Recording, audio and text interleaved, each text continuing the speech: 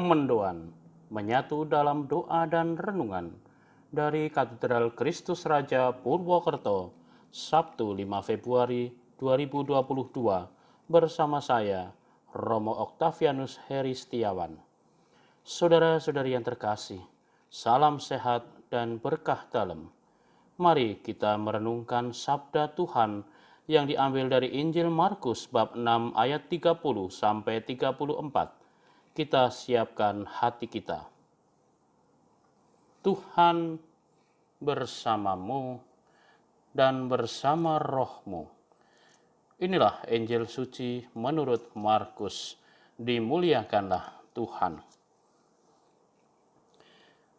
Kemudian rasul-rasul itu kembali berkumpul dengan Yesus dan memberitahukan kepadanya semua yang mereka kerjakan dan ajarkan.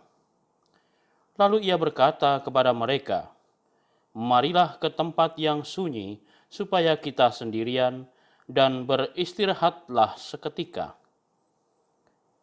Sebab memang begitu banyaknya orang yang datang dan yang pergi, sehingga makan pun mereka tidak sempat. Maka berangkatlah mereka untuk mengasingkan diri dengan perahu ke tempat yang sunyi. Tetapi pada waktu mereka bertolak, banyak orang melihat mereka dan mengetahui tujuan mereka. Dengan mengambil jalan darat, segeralah datang orang dari semua kota ke tempat itu, sehingga mendahului mereka. Ketika Yesus mendarat, ia melihat sejumlah besar orang banyak, maka tergeraklah hatinya oleh belas kasihan kepada mereka, karena mereka seperti domba yang tidak mempunyai gembala. Lalu mulailah ia mengajarkan banyak hal kepada mereka."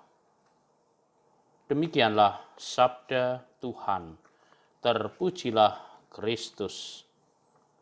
Saudara-saudari yang terkasih, Yesus menarik kelompok berkat perhatiannya yang besar terhadap mereka. Ia memang terlibat dalam kehidupan mereka. Keterlibatan orang terhadap sesama bisa menghabiskan waktu. Tetapi Yesus tetap menyediakan waktu untuk berhubungan dengan Allah dalam doa. Doa menjadi dasar pembangunan motivasi Yesus dalam melayani sesama. Bukan popularitas, bukan keuntungan diri, melainkan kesejahteraan umat menjadi taruhan perjuangannya. Yesus menjadi keselamatan sesama dalam kasih Allah. Bila jiwa dan semangat doa merasuk kehidupan seseorang, bisa dipastikan bahwa kehidupannya yang lain juga akan mencerminkan jiwa dan semangat itu. Bagaimanakah hal ini diusahakan dalam semangat doa kita? Gambaran penginjil tentang pribadi Yesus yang mau tampil sebagai gembala bagi umat manusia menyadarkan kita semua sebagai murid yang ikut terlibat dalam karya penggembalaan. Tentu saja sesuai dengan kemampuan kita masing-masing dan dalam lingkungan hidup kita. Kita diajak mengembangkan hidup bersama dalam kegiatan pastoral ini. Maka pertanyaannya, apa yang bisa kita buat? Marilah berdoa. Ya Tuhan, kami bersyukur kepadamu karena Engkau selalu mengasihi kami melalui pengalaman-pengalaman konkret dalam kehidupan kami.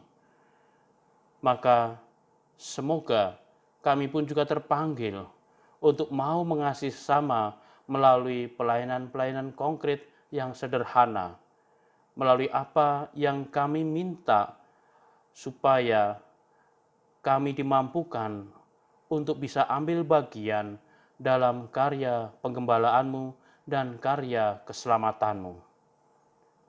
Ya Tuhan, ajarilah kami untuk membuka hati kami membiarkan hidup kami menjadi alat-alat kasih-Mu. Dimuliakanlah Engkau kini dan sepanjang segala masa. Amin. Tuhan bersamamu dan bersama roh-Mu. Kita sekalian senantiasa diberkati oleh Allah yang Maha Kuasa, Bapa dan Putra dan Roh Kudus. Amin. Selamat beraktivitas, Tuhan memberkati. Salam mendoan.